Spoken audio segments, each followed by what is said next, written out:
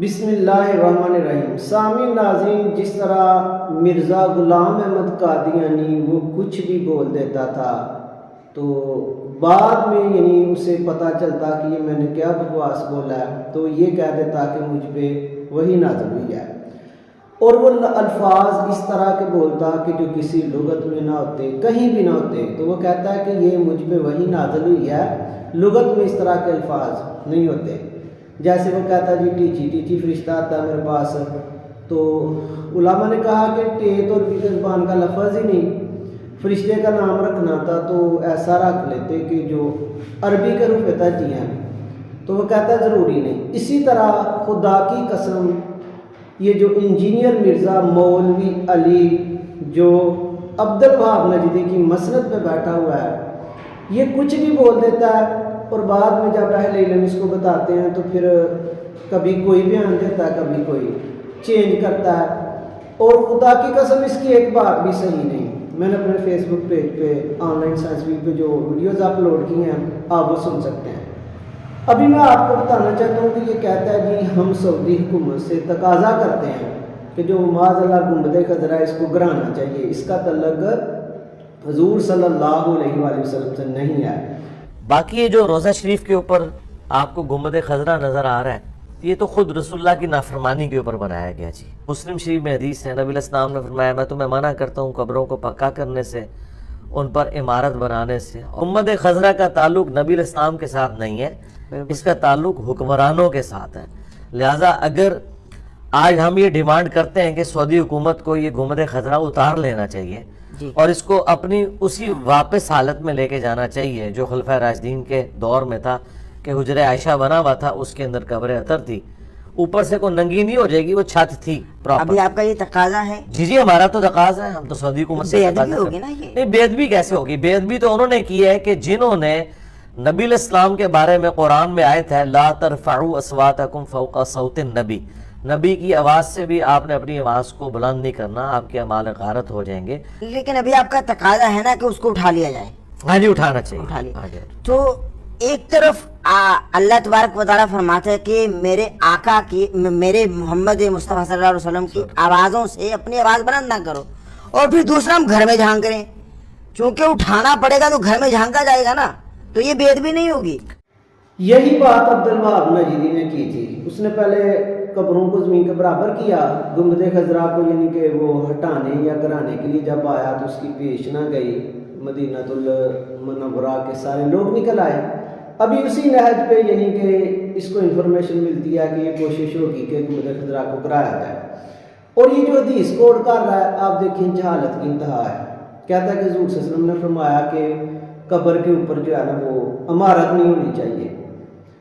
اے جاہل، تجھے یہ پتہ ہی نہیں کہ یہ کس کی قبر ہے، تجھے پتہ ہی نہیں کہ لوگ یہاں پہ آئیں گے اگر تو ادھر آتا ہے۔ یہ کہتا ہے جی میں جب گیا مدینے تو میں نے دیکھا گنبد خضرا پہ کہ ٹپ پہ کبوتر بیٹیں کر رہے تھے۔ یہ بات کسی کو نے نہیں کیا آج تک، نہ کسی کو کبوتر نظر آتے ہیں ادھر بیٹیں کرتے ہیں، صرف اس کو نظر آتے ہیں، اور اللہ کی قسم اس نے جھوٹ بولا، کیونکہ جو کنسٹرکشن ہوئی ہے وہ اس طرح کی ہوئی ہے کہ اس ایریے میں تو کبوتر آ ہی نہیں سکتا۔ میں نے اپنی آنکھوں سے ایک دفعہ نہیں کئی دفعہ ایگزیکٹ گنبد خضرا کی ٹپ کے اوپر جو وہ نوک بنی ہوئی ہے اس کے اوپر ٹپ کے اوپر کبوتر بیٹھے ہوئے دیکھا ہے، اور میں نے وہاں کئی لوگوں کو دکھایا کہ جناب یہ دیکھ لو۔ پاکستان جا کے اب جھوٹ نہ بولنا، اور مولوی جب جھوٹ بولیں تو ان کے گریبان پکڑنا ہے، کیا جھوٹ بولتے ہو؟ خانہ کعبے کے اوپر بھی بیٹھتے ہیں، بیٹھے بھی کرتے ہیں۔ جہالت کی انتہا ہے کہ یہ جو حدیث کہہ رہا ہے جی حدیث ہے کہ حضور صلی اللہ علیہ وسلم نے فرمایا کہ قبر پہ عمارت نہیں بنانی۔ میرا قبروں کا جو ہے نا یہ اسی پیج پہ بیان ہے، آپ دیکھ لو، میں نے صحیح حدیثوں سے بتایا کہ وہ عمارت کون سی ہے۔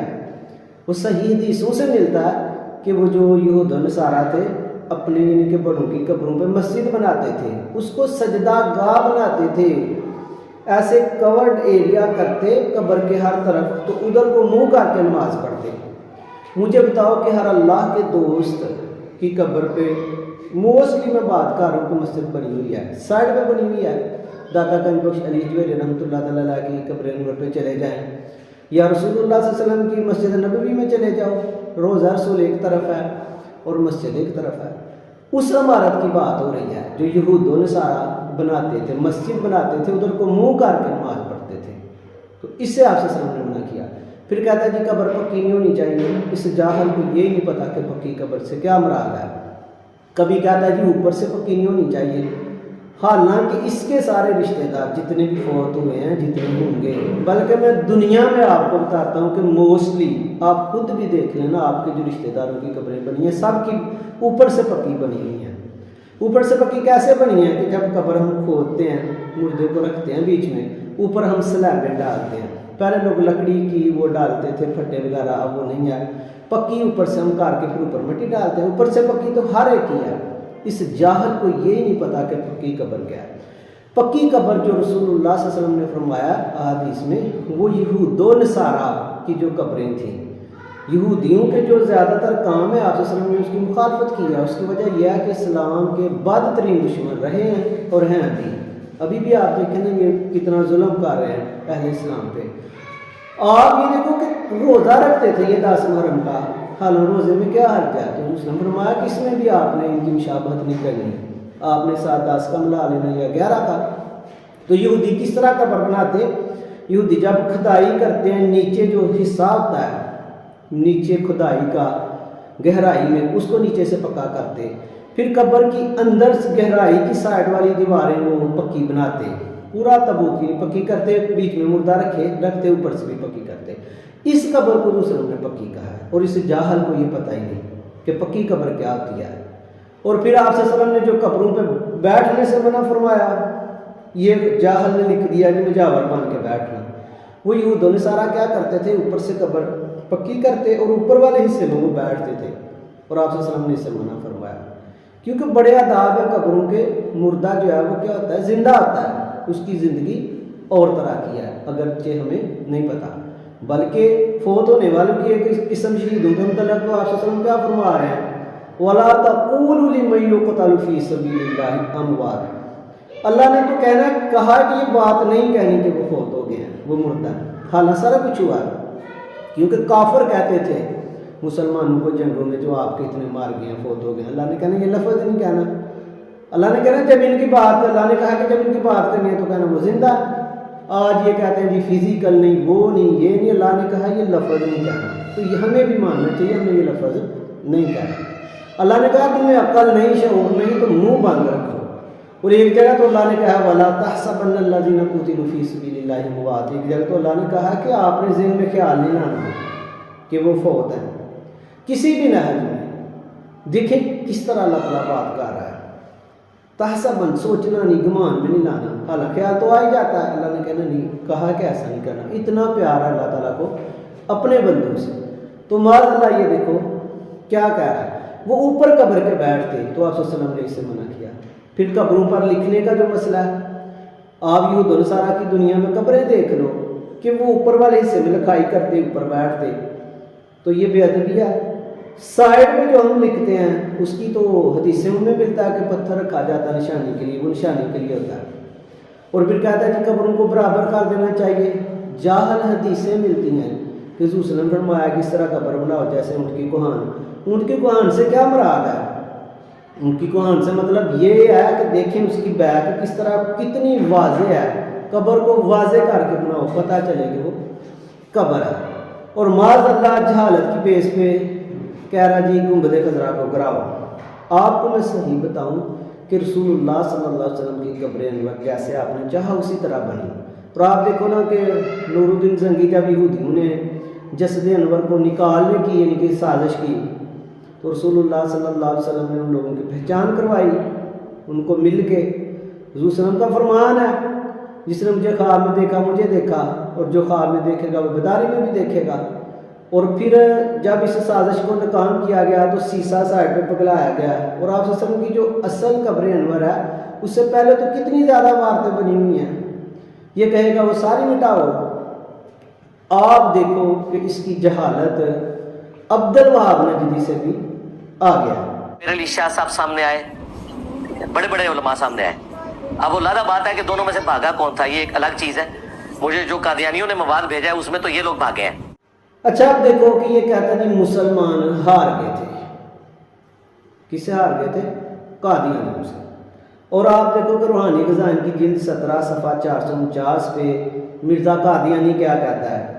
कहता है कि अगर पीर मीर अली शाह साहब मुबाहसा मक़बूली और उसके साथ बैत की शर्त पेश ना करते, जिससे मेरा मुद्दा बिकुल्ली काला दम हो गया, वो खुद कहता है मेरा दावा जो है ना वो ख़त्म हो गया, तो अगर लाहौर और कादियान में बर्फ़ के पहाड़ भी होते, सख्त सर्दी भी होती और जाड़े के दिन होते, तो मैं तब भी लाहौर पहुंचता। मिर्ज़ा कह रहा है कि मैं लाहौर नहीं पहुंचा, मैं मनाजरे से भाग गया था। तो ये कहता है जी मुसलमान हार गए थे। आप देखो, फिर कहता है जी ये कादियानी ने मुझे बताया।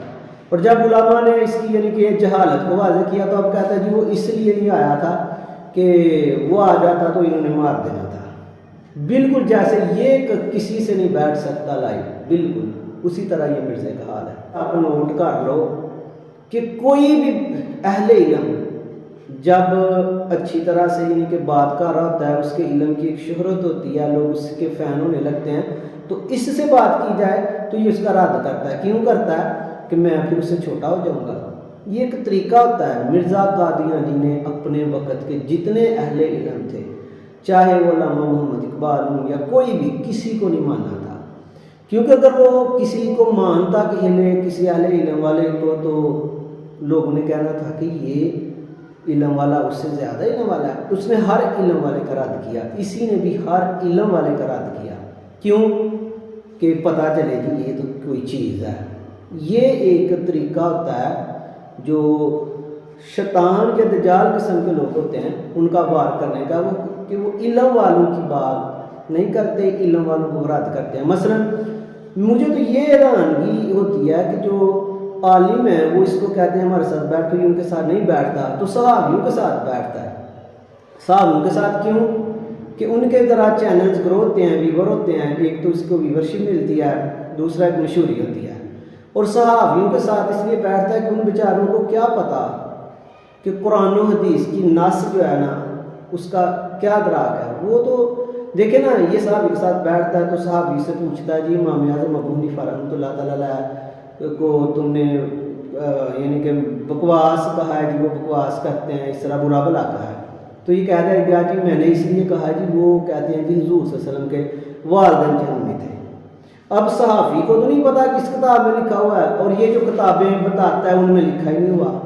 यानी ये कुछ भी बोल देता है अपनी यानी कि एक शोहरत के लिए, और ऐसा होता ही कुछ नहीं।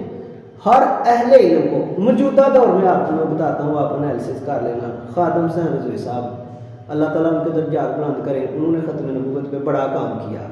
एक साहब ने इसका इंटरव्यू लिया और उसने कहा यार उन्होंने ख़त्म नबूवत पे बड़ा काम किया। कहता नहीं जी ख़त्म नबूवत पे काम तो हम कर रहे हैं, उन्होंने तो एंटी कादियानी काम किया। आप मुझे बताएं कि एंटी कादियानी को ख़त्म नबूवत नहीं कहते हैं। लेकिन कंट्रीब्यूशन तो रहा है ना उनका, खादिम रज़वी साहब का। क्या कंट्रीब्यूशन उनका?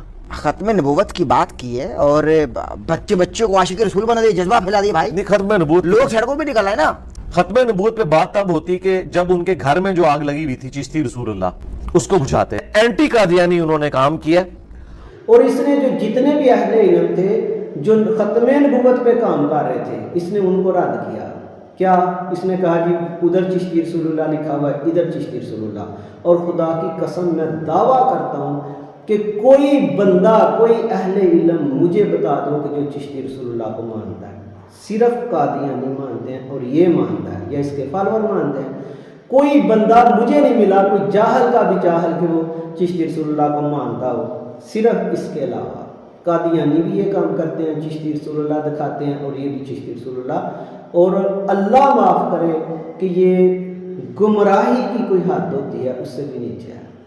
और इसके बाद जो कुछ भी ये बोलता है, ये अब्दुल वहाब नजदी के पैरोकार जो कुछ लोग हैं उनकी लिखी हुई बातें ये बोल के तो समझता है कि मैं जो है ना वो बड़ा चालाक हूँ। कोई भी इसकी आप चीज़ देख लो, एक भी ठीक नहीं। अल्लाह ताला इस फितने से हमें बचाए। आमीन।